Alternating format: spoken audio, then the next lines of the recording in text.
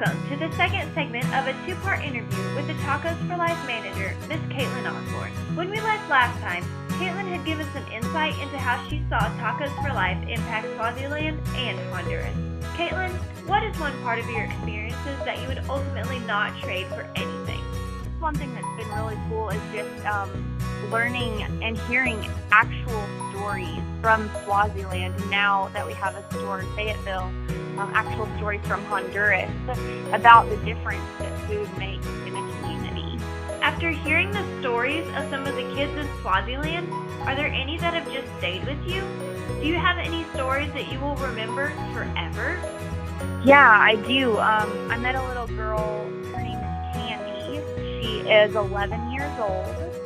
She's in about the 5th grade, and she was very excited because she had just taken her end of the year finals or semester tests, and she came back and she was in the top 25% of her class, and she was very excited because she thought that that might mean that she would get to go on to the 6th grade.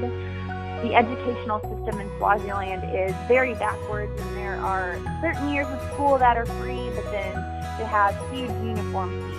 So sometimes kids don't get to go because they can't afford a new uniform, or just things like that that we don't really have to deal with here in the States. But I got to meet Candy, and she is the oldest of 3 children. Both of her parents are working, but they usually don't have enough money to pay for food for all of the kids to eat every day. So she and her siblings come to the Care Point in Swaziland, and she gets a meal there every day after school. Even though she said she usually doesn't get to eat lunch at school, she at least knows that she's going to eat dinner because she gets to go to the Care Point and get food there. But Candy was so vivacious. She was a firecracker. She loved math and science. I asked her what she wanted to be when she grew up, and she said that she wanted to be the first president of Swaziland. Oh, wow. Swaziland actually has a king right now, and they've never had a president. But I asked her why she wanted to be president, and she said so that she could put an end to the injustices of Swaziland, that more people could have food, that they could have access to medical care, and that they would get to go to school. And I was just thinking, when I was in 5th grade, I'm pretty sure that I still wanted to be a princess or an astronaut. I wasn't thinking about social injustices. And so it was amazing to me just to see the maturity and the professionalism that she carried herself with as an 11-year-old. But then, I also got to hear more about her family and how she likes to read the Bible with her grandma, even though neither her mom or her dad like to go to church at all.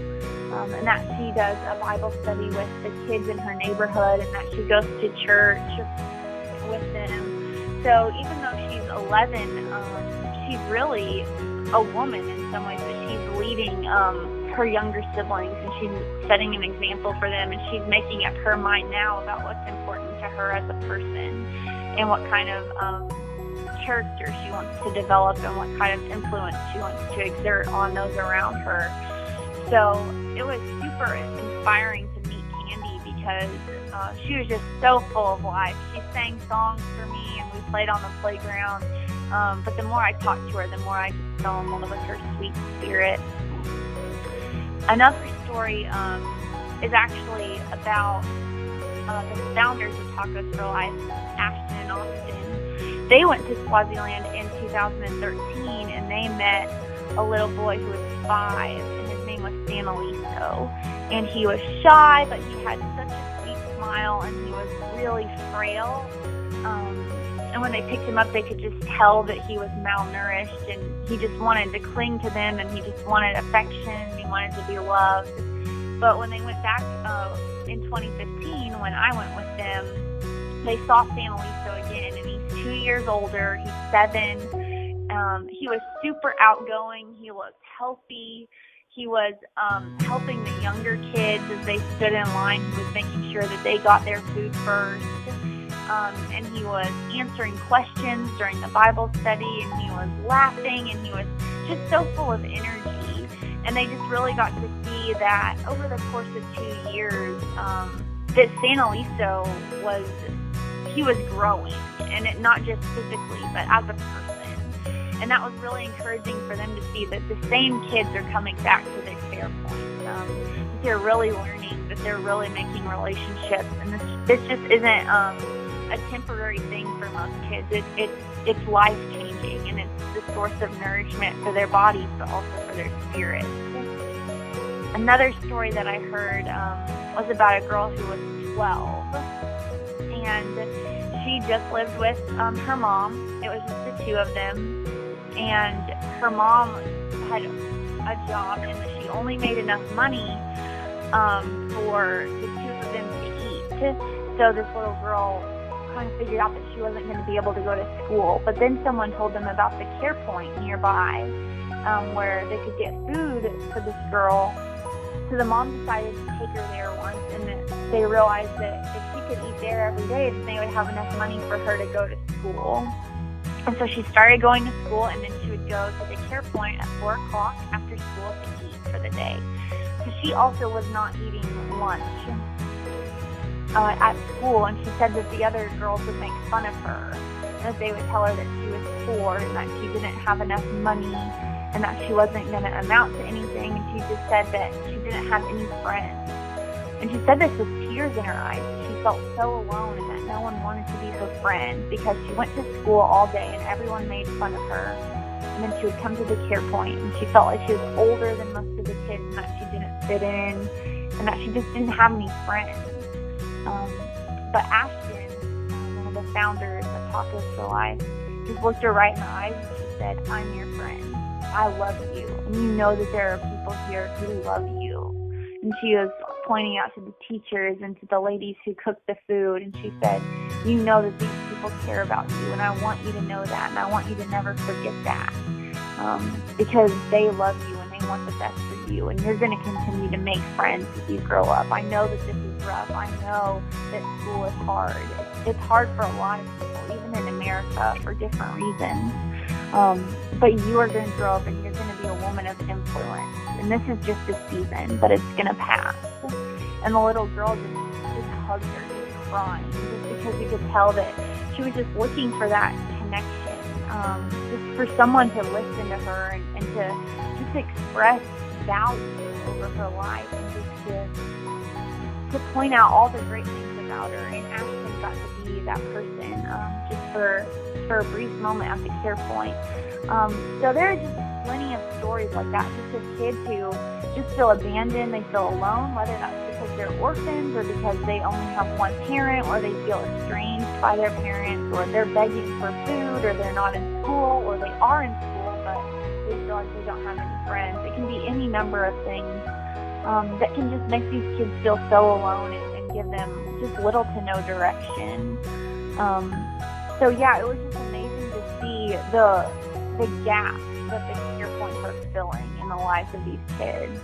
But they're not just supplemental for a lot of kids. This is all they have. It's the backbone and the foundation of what's shaping their character and what's shaping their future.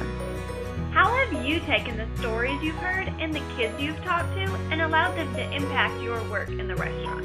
I think that one thing that just keeps striking me is the thought that even if we can't do everything, we can do something.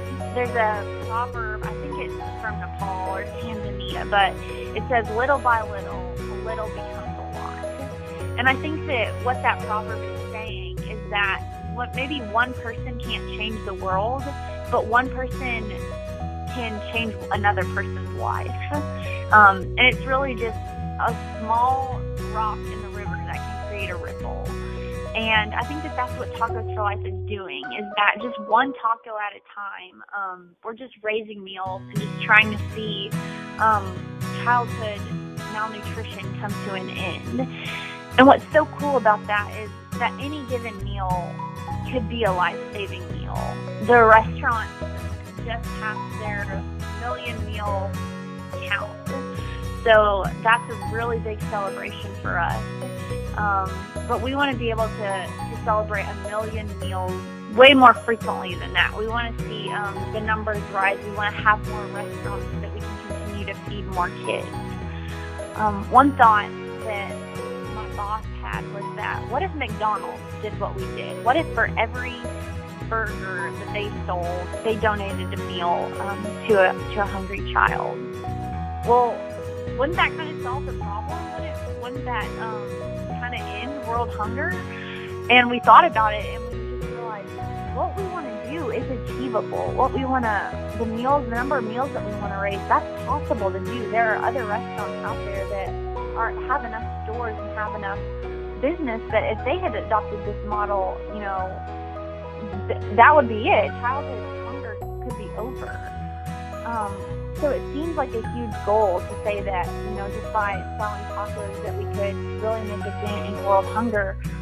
But the more that you think about it, it's totally attainable. One of my favorite writers, Jack Kerouac, he said that the people who are crazy enough to think that they can change the world are the ones who actually do. And that's how I feel kind of about just the vision and the people behind Tacos4Life, is that it's a really big dream, just to want to see the day when none are hungry. But that's something that's worth fighting for, and that's something that's worth going to work and putting in long hours for, is because it's bigger than me. And it's just fun to get to be a small part of that puzzle of what God is doing in the world. That, maybe today I went to work and all I did was make some cheese dip and fry some chips. But that's so that there are kids in Swaziland who can eat.